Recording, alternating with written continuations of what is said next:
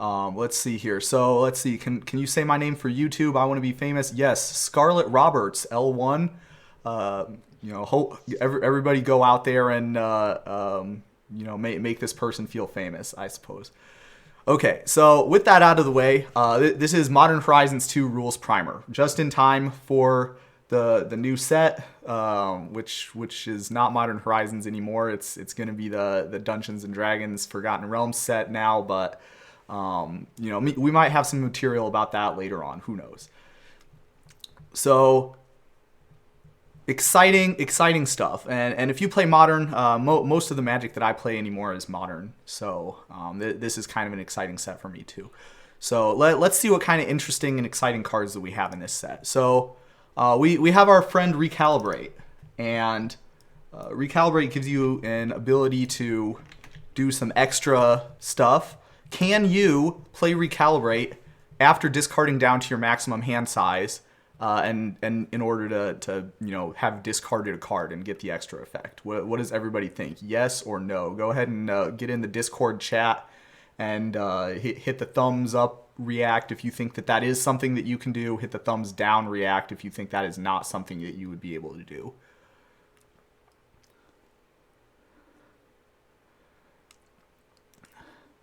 All right, so we've got several people.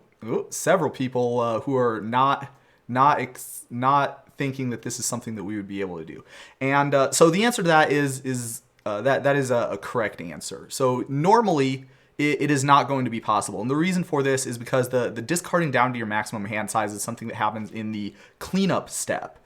The cleanup step, ordinarily nobody gets priority during the cleanup step, and that would mean that it's not possible to discard down to your maximum hand size in the cleanup step and then play a spell. Because, of course, to get priority, getting priority is something you would need to be able to do to cast a spell. However, there is some people out there who are saying no, but with an asterisk on there, and that's a very good point, because if you have a triggered ability, then yes, that is indeed a possible thing that you would be able to do.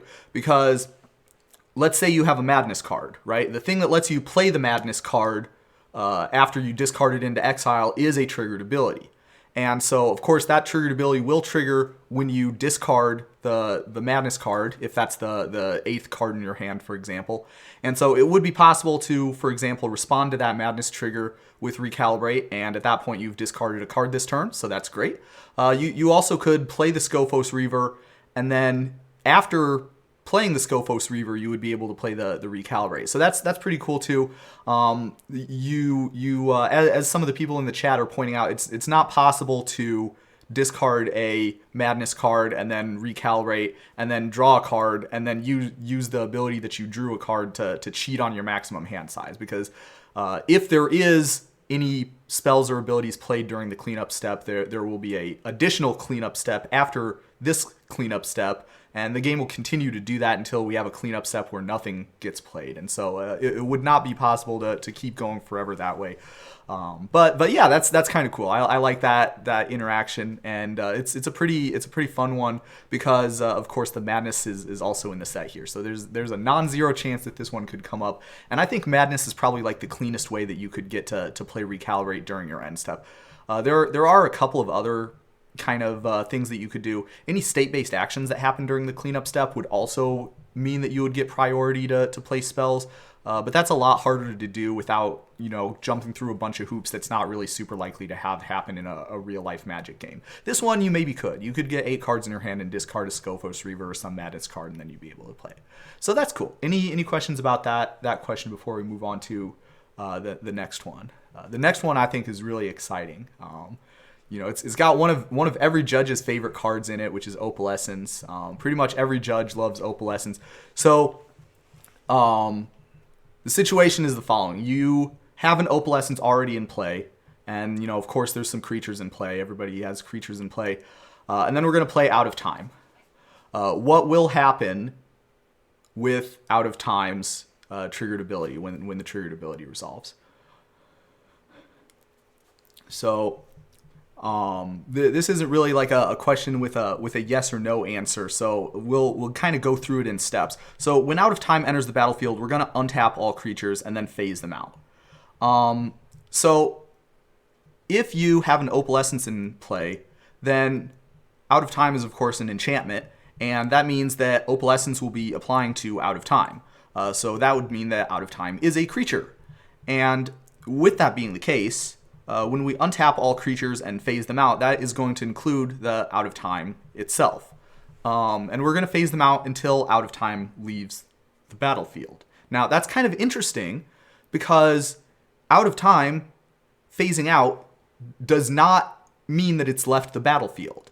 Phasing is just the same thing as like being tapped or untapped or being face up or face down. It's just a thing that you can be in a game of Magic. So even though it's phased out and therefore basically not possible to interact with, it still is going to be on the battlefield. So that means the Out of Time is not going to be able to leave the battlefield very easily. There are a couple of like kind of corner case situations that people have thought. If someone wants to put Time and Tide up in the Discord thing, I actually did not think to put that card into the presentation, so we would have to pull the text up in the Discord. But with Time and Tide, some people think, okay, well maybe we could use the Time and Tide to get stuff out. And Tide. Time and Tide. There we go. So maybe we could use the Time and Tide to help us out. So that will help us to get all of the creatures back into play. However, there's a little bit of a gap there because the Out of Time, while it's phased out, the game does not think that it exists because that's what phasing does. So as long as it's phased out, it will be an enchantment because Opalescence will not be able to apply to it. And so as a result, the Opalescence not applying to the Out of Time means that the Time and Tide will not be able to phase the Out of Time back in. It will phase in all the other stuff that is a creature while it is phased out. However, it will not be able to phase in Out of Time, or for example, when the Out of Time phased everything out, if there was any animated man lands or any other types of stuff that would be needing some sort of continuous effect acting on it to make it a creature, those would still be getting phased out. The only real way that I can think of to get everything back would be to restart the game with Karn Liberated and then like draw into it and play it again. That will get it. It turns out that in the CR it says that with Karn Liberated restarting the game, there's a specific thing that says even if the stuff is phased out, Karn will be able to find it and put it back into the game. So that's kind of fun. I thought this was a really fun question. Someone suggested this one to me, and I thought it was a really interesting situation. Of course, not super duper likely to happen in a game, but I challenge all of you to make it happen in a game and then explain exactly what happens, because that's kind of a fun interaction. I think that it would be fun to see some people while you were explaining what happened. Okay. So that's that one. Next question we come up with. Oh, now this is kind of an interesting one. So we're gonna say for this situation, we have two lands. Obviously, they're two lands that can tap for two different colors if you want. Can you exile Thalia with the prismatic ending using only two lands?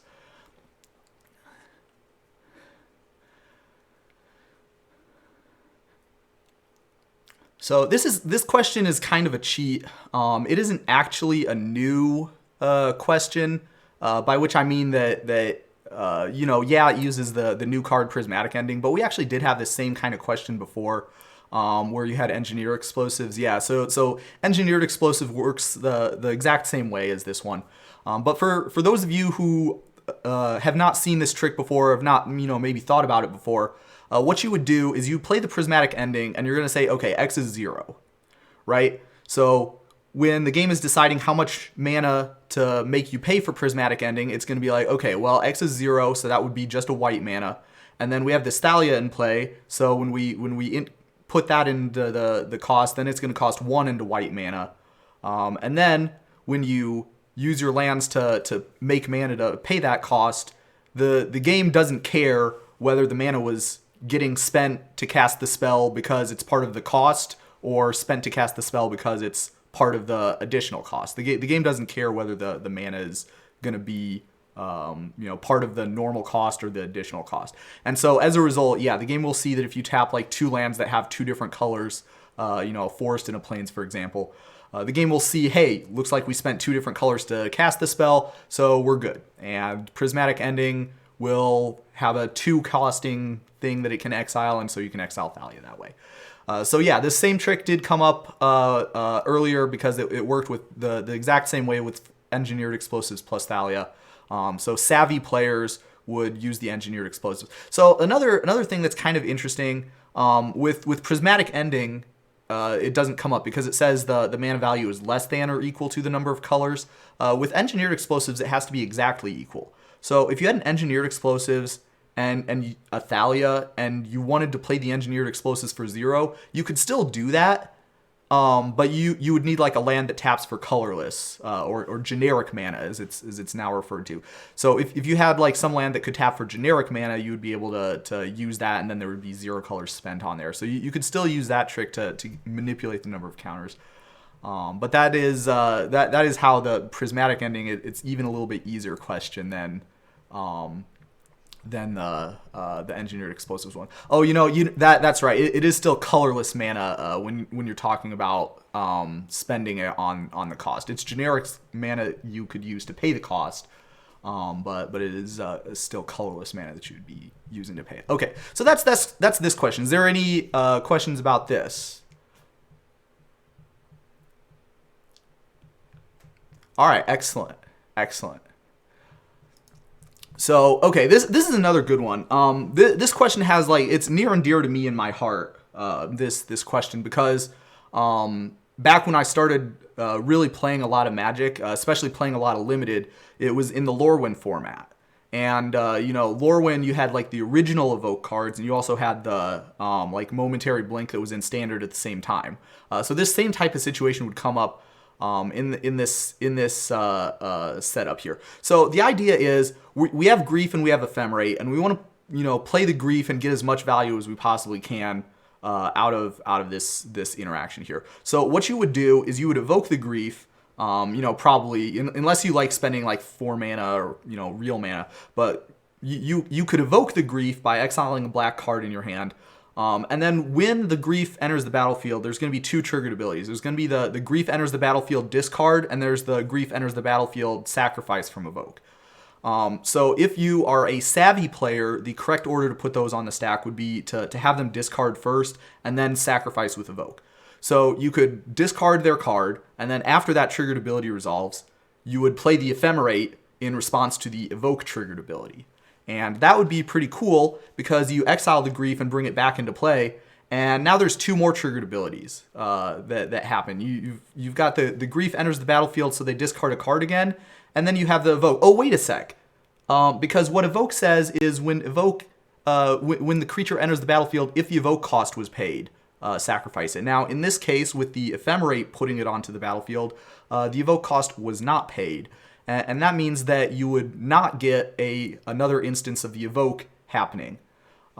So therefore, you would not have to sacrifice the Grief when it came back into play. Then the original evoke trigger is going to resolve, but the Grief that is on the battlefield now has changed zones, which means it is not the same Grief object that the original evoke trigger is associated with, which means that you would not need to sacrifice the Grief. So let's recap here. We exiled a black card from our hand and we played Ephemerate, and our opponent had to discard 2 cards, and we get a 3/2 menace that we can keep forever.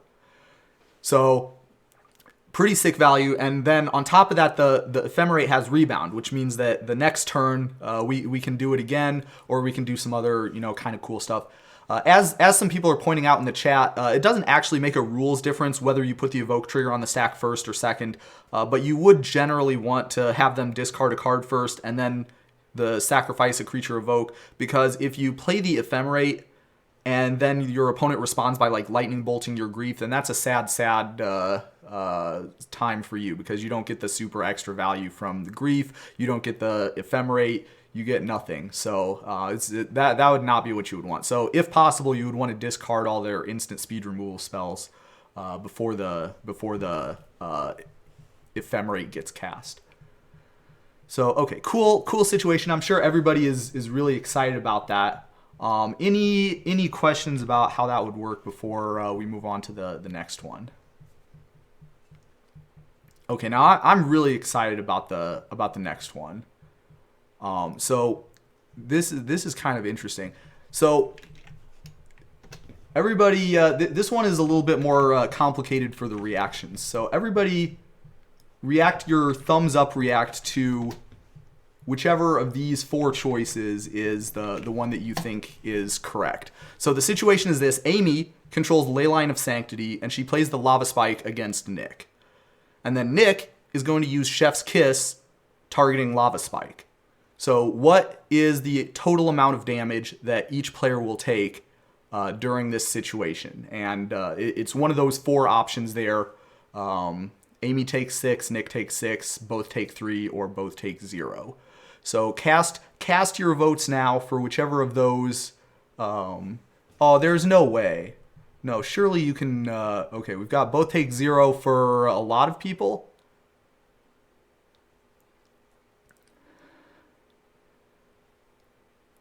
Okay, now this is one of those times when, as a judge, we've got some very brave dissenter who thinks that Nick is going to take 6. So as a judge, and especially as a judge who writes a lot of rules questions, I like to see stuff like this. So let's take a look at exactly what's going to happen. Chef's Kiss has multiple instructions on it, right? So it's going to say gain control of target spell that targets only a single permanent or player. So the first thing that's going to happen is Nick is going to gain control of Lava Spike. Okay, so that's step 1. Step 2 is we're going to copy Lava Spike. Now when you copy a spell, the copy has the same targets as what the original spell has. That's the reason why pretty much every copy effect, Twin Cast, Fork, put your favorite one in here and it's probably going to be on this list. Pretty much every copy effect has some sort of clause that says you can change the targets. So the second step is going to be you reselect the target. The copy and the original Lava Spiker is both going to be targeting Nick. And then the next step, the last step, is going to be we're going to reselect the targets at random for the spell and the copy. So here's where we're going to come up with a little bit of an issue. The new target can't be Nick or a permanent that he controls. And it also cannot be Amy because Nick is the person who controls Lava Spike now. And Nick is not able to target Amy with spells due to Amy having hexproof. So what will happen is when we get to this instruction that says to reselect the targets at random, it will not be possible to perform this instruction. It would be the same thing as if you played a Doomblade against a creature that was indestructible. The Doomblade will say destroy that creature, except it's not possible to destroy that creature. And so, as a result, the new targets will the targets will not be reselected at random for the spell and the copy. So after that happens, we're going to see the copy of the Lava Spike resolve. Now the copy of the Lava Spike is targeting Nick, and so Nick will take 3. And then the original Lava Spike will resolve, and that's targeting Nick. And so Nick will also take 3 from that one. And so do not make this play if you are Nick. You will probably not be very satisfied with the results. Because you will still be taking not just 3 damage from the original Lava Spike, but 3 additional damage from the copy Lava Spike. So that's kind of an interesting situation. Do not be deceived. So okay, well that didn't work out very good for Nick. Now if you use something like Bump in the Night, the trick is very similar, but it is not going to be exactly the same. If we notice here, Bump in the Night says target opponent loses 3 life. So everything is going to work out exactly the same through the resolution of Chef's Kiss. So Nick is going to gain control of Bump in the Night. Bump in the Night is going to get copied, and then we're going to try to choose new targets. But again, the new targets can't be Nick, and the new targets also can't be Amy. And so as a result, the Bump in the Night will stay being targeting Nick. The difference in this case is that when Bump in the Night resolves, it's going to see something really interesting, which is that target opponent loses 3 life. So Nick controls this spell, and Nick is not the opponent of Nick. So therefore, the target of Bump in the Night and the target of the copied Bump in the Night are not legal targets. And so with that being the case, those spells, when they try to resolve, nothing will happen. So they'll just get removed from the stack. So in that case, Nick and Amy would both take 0 because it's not possible for Bump in the Night to target Nick. So other important things to notice with Chef's Kiss is that any spell that says that target creature you control or something similar to that is not going to be a good target for Chef's Kiss, probably, because the new target that you choose cannot be a target that's a creature you control. So yeah, with Lava Spike, you could see, that is not how the back button works in Google Slides, apparently. So with Lava Spike, there is a target player. So it is perfectly legal for you to play a Lava Spike targeting yourself. With Bump in the Night, it says target opponent. So when the Bump in the Night resolves, there will be no such thing. So being the only legal target supersedes the clause on Chef's Kiss saying you can't be the target. So that's a great question. This is where a lot of people tend to get kind of confused here. It is not possible to do the instruction to reselect the targets at random. And because it is not possible to fulfill that instruction in a legal way, then you just don't do that instruction. And the spell, it still resolves and it still does as much as is possible. But if you have an illegal instruction that the spell is asking you to do, you just can't do that. And so therefore you would just stick with the original targets, because that's what would be the targets if you did not reselect the targets at random. So that's good. That's a good question. Is there any other questions? Are there any other questions of that sort with this situation? Yeah, if you had planeswalkers, that would change the calculation a little bit here for Lava Spike. Okay, no more questions? All right, fantastic. Okay, oh wow, this is a really fun one. Okay, let's say that we suspend a Dryad Arbor. What would happen? Obviously, like, the Dryad Arbor has suspend in it, and it, you take the counters off it. So of course we're asking what would happen at the end when we're unsuspending the Dryad Arbor. And this is kind of an interesting one too. I was really surprised when I saw this. Suspend is a keyword, blah, blah, blah. To get the right answer, we're going to have to look in the CR to see exactly how suspend is worded. The relevant part is this part that I highlighted here. So when the last time counter is removed from Dryad Arbor, if it's exiled, you play it without paying its mana cost to Fable. Now, that's extremely interesting because, as was pointed out in the chat, the reminder text on the card suspend does not use the word play. It uses the term. It does use the word play. Okay, so that's good. There are several other cards with suspend where the reminder text actually does use the word cast. So in real life, in the comprehensive rules, it is play. And so you play that card without paying its mana cost to Fable. So when the Dryad Arbor comes off of suspend, you are going to play it if able. And yes, this does count as using your land drop, because usually when you unsuspend something, it comes into play during your upkeep. You, for example, might have 2 Dryad Arbors that got suspended. If you had 2 Dryad Arbors, then when you played one, you would get it into play just fine. But if you played the other one, whoa, we can't play any more lands this turn because we already played a land. So if you have 2 suspends and you suspend 2 different creature lands, then you could come into a problem like that. Also, you can't play lands on your opponent's turn. So if you had Jora's Time Bug or something, you also wouldn't probably want to take the thing. So that's another interesting point. Which is that if you cast a creature spell this way, it gains haste.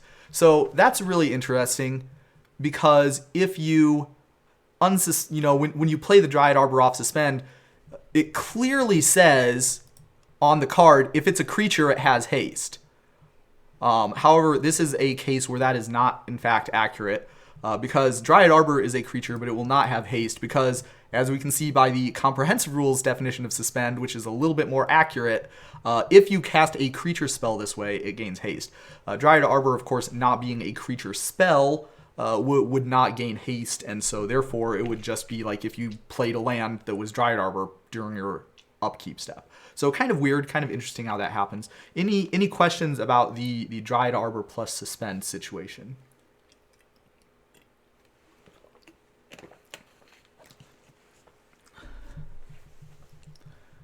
Why would Magic do this? You know, if it makes you feel better, Suspend and Dryad Arbor were actually part of the same block. All right, so do you get a void counter? So the backup for this question, or the background for this question is player controls both of Dothy Voidwalker and Sanctifier Envec. That player's opponent is going to play a black spell of some kind, maybe a dark ritual. And so, will you get a void counter when your opponent plays a dark ritual?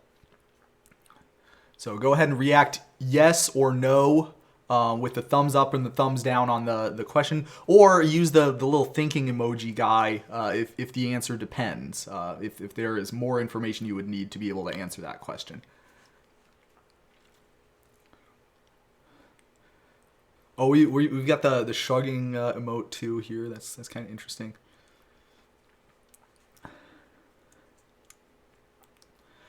So it seems like we have got less certainty with this one than there had been with some of the other questions that had been asked.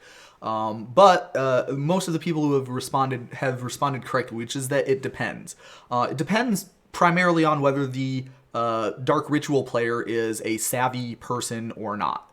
And so if they have a solid understanding of the rules, then they would know that if there are two replacement effects that both want to affect the same object, then the affected player, which is the person who controls that object, is the one who gets to decide which order that those replacement effects apply in. So with that being the case, the Dark Ritual player is the one who controls Dark Ritual. So that person is going to decide whether he wants Sanctifier Envex if a black spell would be put into a graveyard, exile it instead to be first, or if that person would rather have exile it with a void counter to be the first one. So the situation that would probably be most advantageous in most situations would be to apply the Sanctifier Envec first. That way the card would get exiled and the Dothy Voidwalker would not be able to exile it. It is legal for you to exile it with a void counter on it if you would like, but again, because the person who controls Dark Ritual is the person making that decision, that's probably you probably aren't going to want to do that one. So this is the exact same situation as what you would see with a we had the situation earlier with Kalidas. The same exact sort of situation happened with like a Kalidas plus an Anger of the Gods, for example. This is the same exact situation as that, and the rules is the exact same. So any questions on how this one would work? Okay, fantastic. Okay. Oh, now this is a good one. This is actually really an interesting question here. I actually came up with this one myself. A lot of these other questions were suggested to me, so by other people. But this one was one that I came up with myself. So how many Heliod triggers do you get? And I believe that you should be able to add little reactions using the mana symbols. So you could react like a 10. Maybe you could react as like a 6, or maybe you've got some other ideas about how many times Heliod will trigger. So the idea is, of course, we have Heliod Suncrowned and 2 Nykthos Paragons, and they're all 3 going to be attacking. And we use Heliod Suncrowned to give both of our Nykthos Paragons lifelink. So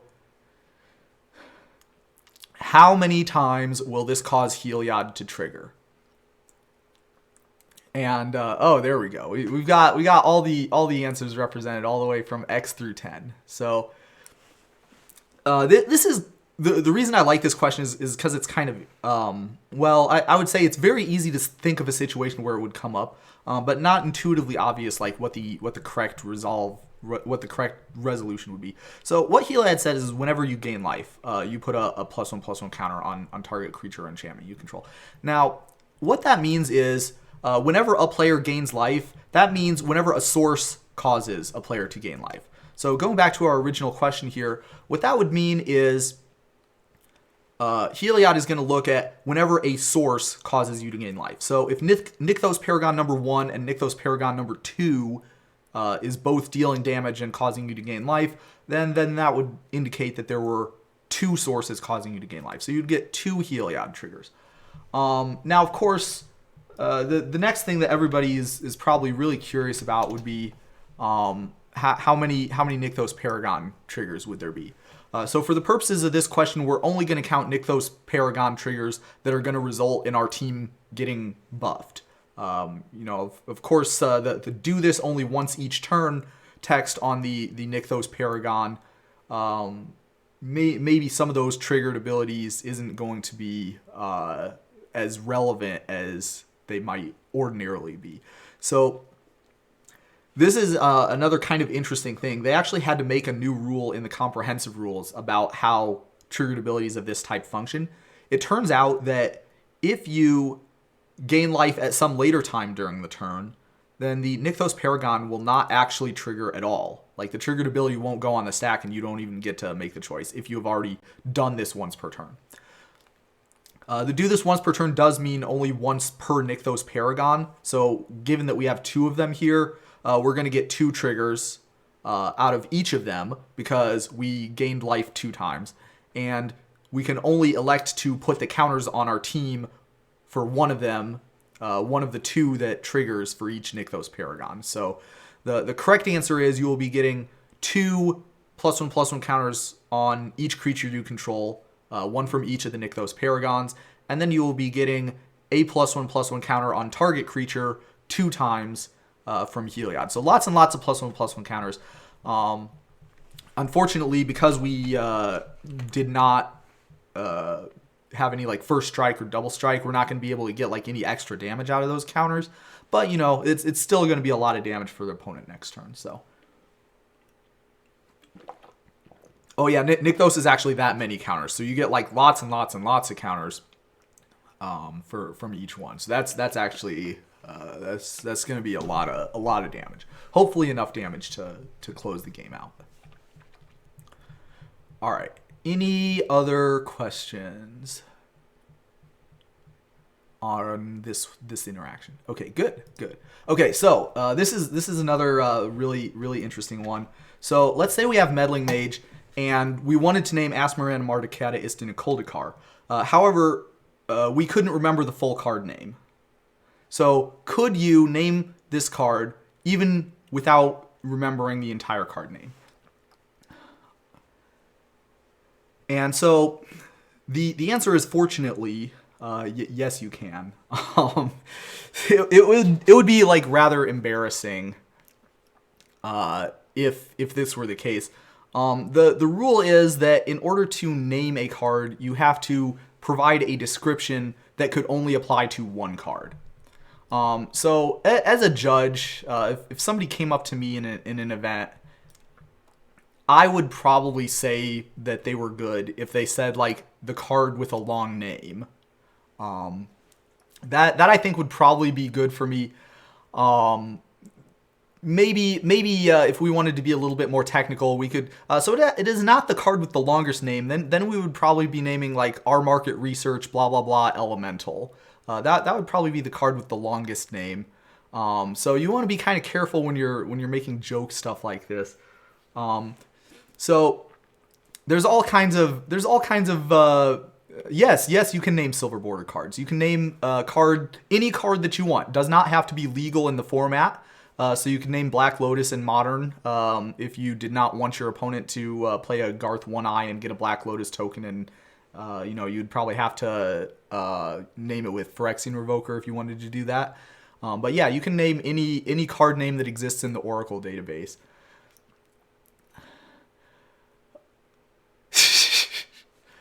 So yeah, I mean, it's obviously you can name this one. It has been in the lore since Alpha. That is correct. The card appears in several flavor texts of old cards, and hopefully people remember this character now. So of course people are probably going to remember it because it's a tier 1 modern deck now. But okay, so that's a very interesting point. If we insist on saying the full name of this card, it might start turning into a slow play, and I kind of agree with that. That could for sure be the case.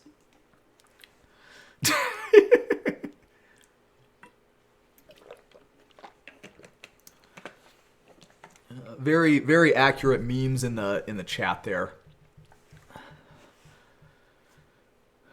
So, any other questions or ideas about? Oh yeah, I did make a video about this one. It took me probably about 8 minutes worth of takes to be able to actually say the name all the way through without stumbling on it. I kind of feel like that was probably something that was going to have to happen at some point anyway. But yeah, Asmarana Mardakata Nicole Dakar. And I'm not sure if I'm pronouncing that right, because you do have the Daist, so maybe it would be pronounced Deist.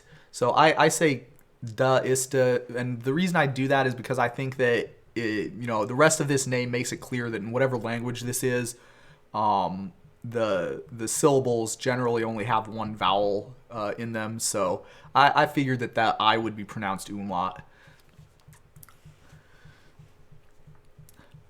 It's not really possible, I don't think, to make a very firm claim that your pronunciation of this name is correct, but we probably should come up with some kind of official magic nickname for this one so that we can get away from questions like this now. All right, so speaking of getting away from this question, what happens if you forget to rebound? So this is actually very interesting. I imagine that this is probably something that happens kind of a fair amount, especially for cards that happen to have rebound, but it's not part of the effect that you were going for when you played the spell. So we play the spell. We play Blossoming Calm. We put it into our graveyard. What happens? So, of course, at regular rel, we can do whatever we want. So, really, at competitive rel is where I'm kind of thinking about what the appropriate infraction penalty and fix would be in this case. All right, so we've got some people that say it's a May ability, so nothing. And so that is an interesting point. However, if you look in the comprehensive rules, you can see something very, very interesting. Rebound means if this spell is cast from your hand, instead of putting it into your graveyard as it resolves, exile it. Now, that is a very important statement because the May is not attached to exiling it. It is not legal to play Blossoming Calm and put it into your graveyard afterwards. It is only legal for you to play Blossoming Calm and exile it. That means that if you are playing this card, the first instance of what the first time you did something that was against the rules is that you exiled, you did not put the card in the exile zone where you in fact should have. Another interesting consequence of this is that if your opponent plays a Blossoming Calm and puts it into their graveyard, it is not legal for you to just let the game continue. You are obligated to call for a judge and get the Blossoming Calm put into the correct zone, which is a very, in my opinion, poorly worded thing. The exile should have had a May on it also, in my opinion, because that consequence is that if you see your opponent not exile the Blossoming Calm, you're obligated to call a judge. Even though this is, as far as almost every player would be concerned, exactly the same thing as a mistrigger. And in fact, as many judges believed up until about a minute ago when it came up, it is not legal for you to let this one go by. So what would be the correct infraction then? Well, you put the card into the wrong zone during a zone change. That would be a game rule violation. And we do have a partial fix for if you do have a card that's put into the wrong zone during a zone change. If you can move it into the correct zone with minimal disruption to the game, then you do so. Otherwise, you don't. So usually you would probably be able to exile it. What would be the rest of the fix? Could you play the Blossoming Calm off of Rebound? Well, maybe. So Blossoming Calm says at the beginning of your, or Rebound says at the beginning of your next upkeep, you may cast that card from exile. So there's only going to be one specific upkeep step that this triggered ability will happen during. If you happen to be before that upkeep step, then yeah, you will be able to play it from exile during that. However, if you don't notice until after that upkeep step has passed, then you will have the Blossoming Calm be exiled forever, because the casting it is optional, and once the triggered ability, the time for that triggered ability has passed, it's passed. You don't get to trigger again. So if you only notice this after that upkeep step that you would have normally got to cast this in, you will not get to cast the Blossoming Calm again.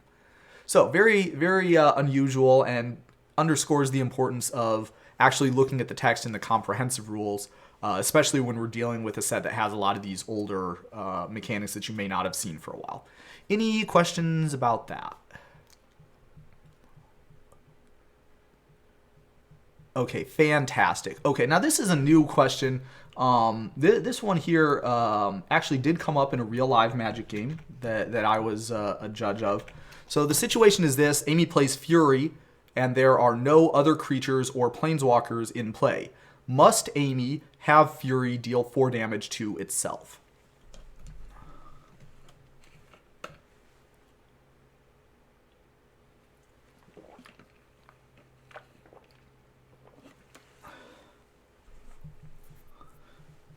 So we got some people talking in the chat. So we've got 0 is any number. Now here's a very interesting fact. 0 is any number. However, if you pick 0 targets, you will be asked to divide 4 damage among 0 targets, which is not something that well, if you asked a mathematician whether they could divide 4 things among 0 things, the mathematician would probably not say that you could. So with that being the case, we have a very interesting situation here, because if you cannot divide 4 damage among 0 targets, then it would not be possible to proceed with putting that triggered ability on the stack. So that's the thing that makes this question a little bit more interesting than normal. And of course, they didn't use any of their favorite things to indicate that it would be optional. For example, saying you may have it deal 4 damage, or deals up to 4 damage, or anything creatures your opponents control maybe. So this is a very interesting question. It's a lot more interesting and a lot more deep than you might think at first glance. The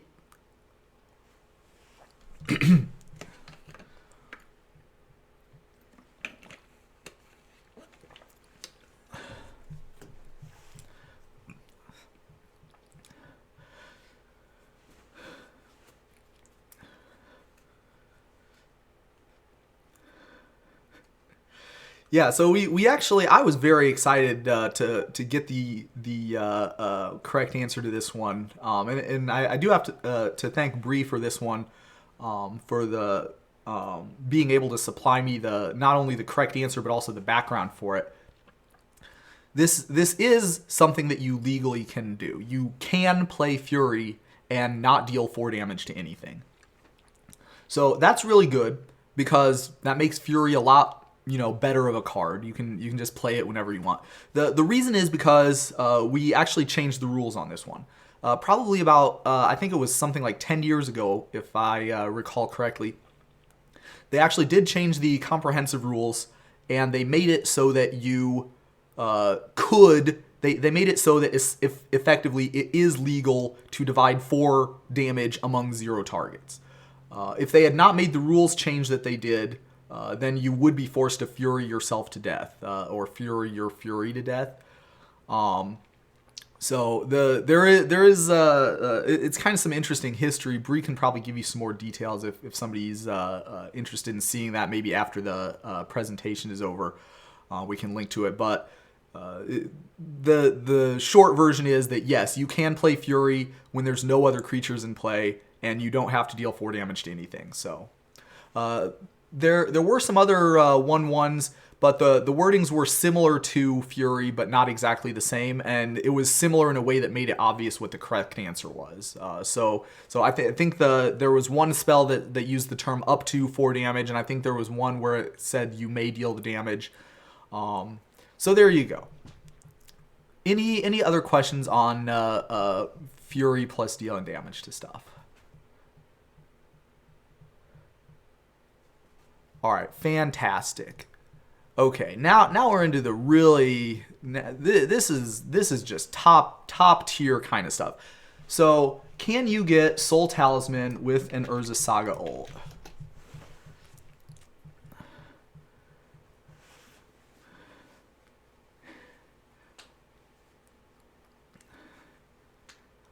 You're gonna have to. So it looks like everybody is pretty set on this one. We've got the correct answer. Looks like you're gonna have to settle for just a normal Soul Ring, because if you read carefully on the Urza Saga, it does say an artifact card with mana cost 0 or 1, not mana value. Even though those are very similar, the difference in the word means that you cannot do this. There is no mana cost on Soul Talisman, so it is not legal for you to get. Here's some other cards that you might want to get, but are unfortunately not possible to get. And so the Darksteel Citadel, of course, has the exact same problem. There's no mana cost on that either. The Engineered Explosives has an X, so the mana cost is not 0, it is X. The cost might be the same, but the number is the same because if you have X that's not defined by anything, it's determined to be 0. However, that's not what Urza Saga is looking for. It's looking for your mana cost, and the mana cost is these symbols up in the top right hand corner. So that's a no-go. Arkham Astrolabe and Executioner Capsule both have a mana value of 1, but again the mana cost is not 1. So that does not count. Neither one of those counts. And the Mysterious Egg, you might be wondering, it does have the appropriate mana cost, so you probably should be able to get this one. But if you look closely, it's in fact not an artifact. So that one does not count either. So none of the cards on this page are cards that you could get with Urza's Saga. Very sad.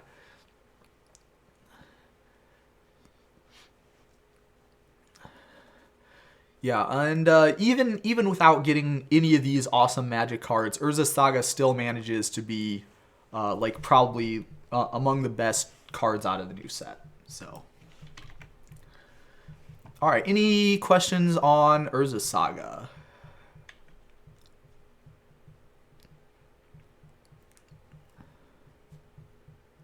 How soon can we ban it? Yeah, please ban it, or else make it into a judge promo, because I don't want to spend like $50 or whatever they're up to nowadays on each one of them. I think that would be very ridiculous, especially if they do end up banning it. Oh, they're only 25 right now. Yeah, judge promo Urza Saga. That's what I think. I think we should do that. All right. I actually did have one more question about Urza Saga. So, have you seen this question before?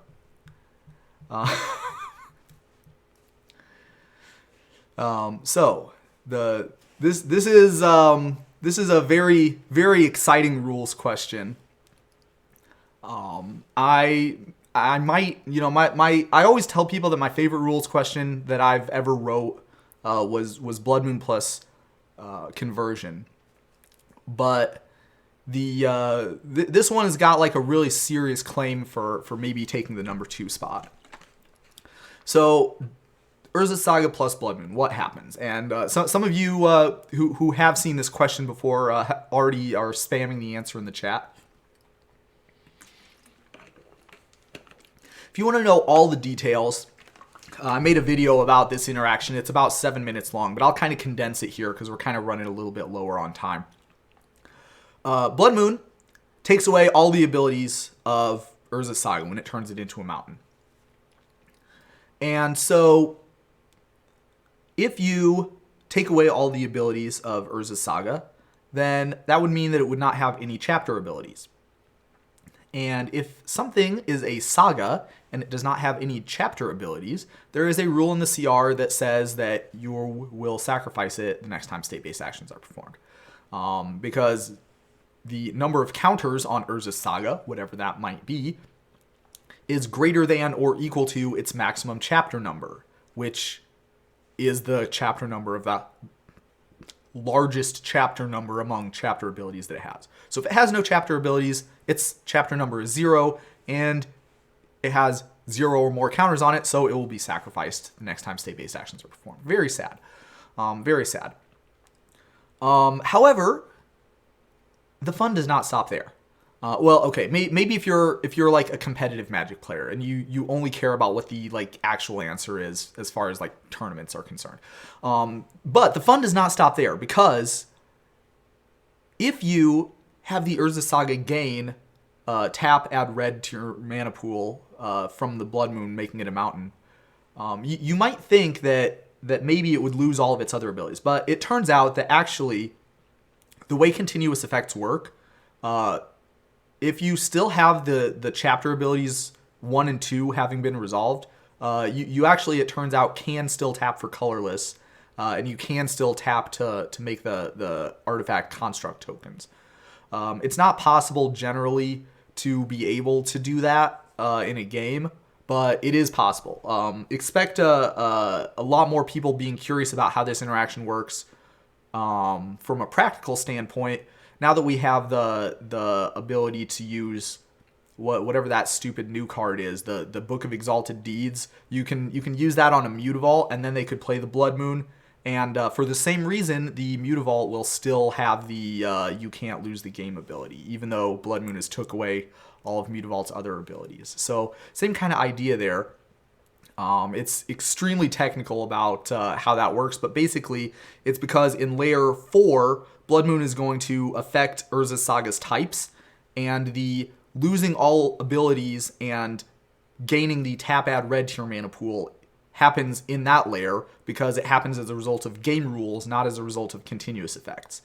And so therefore, when layer 6 comes around and the ability adding happens, then Urza Saga will get tap, add colorless, and tap, 2-tap, create a 0/0 construct token.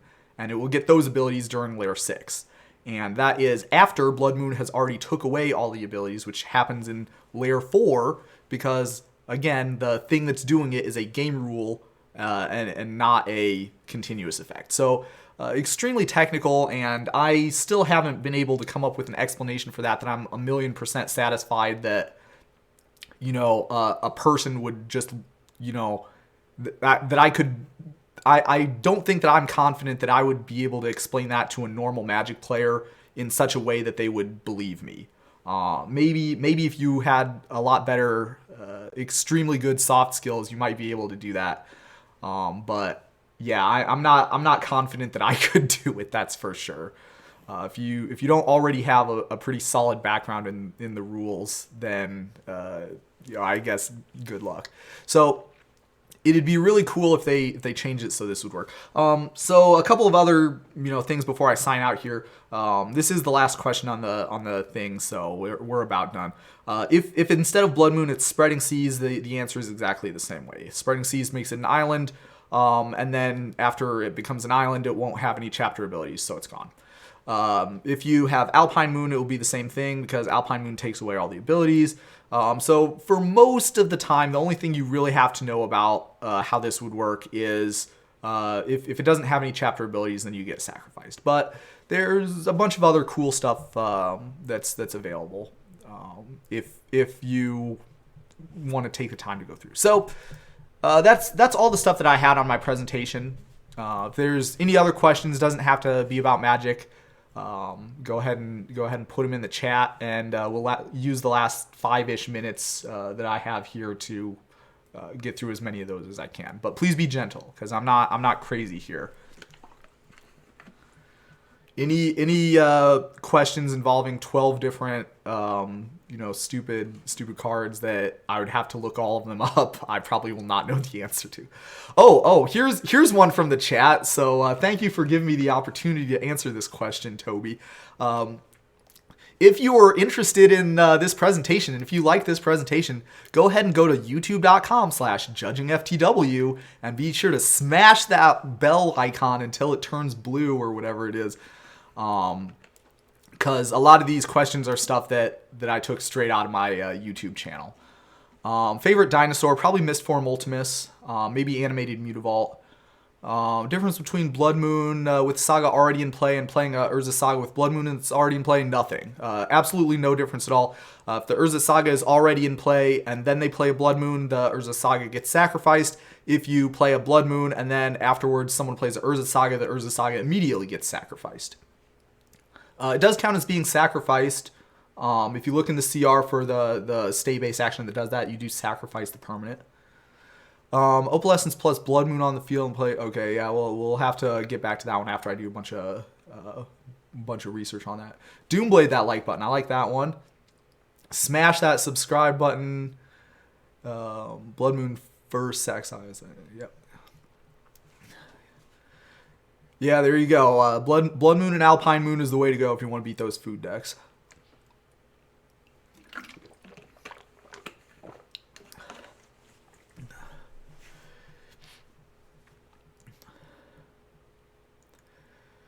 All right, cool. So thanks a lot for everybody. Oh, pancakes versus waffles. I like pancakes better.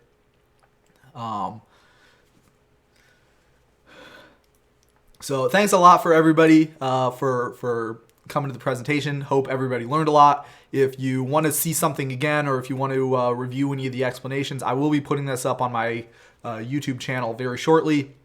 So you'll be, I believe that Chris will have a link for you in the post season after the conference is over. But thanks so much for everybody for coming in and watching, and I hope everybody has a great day.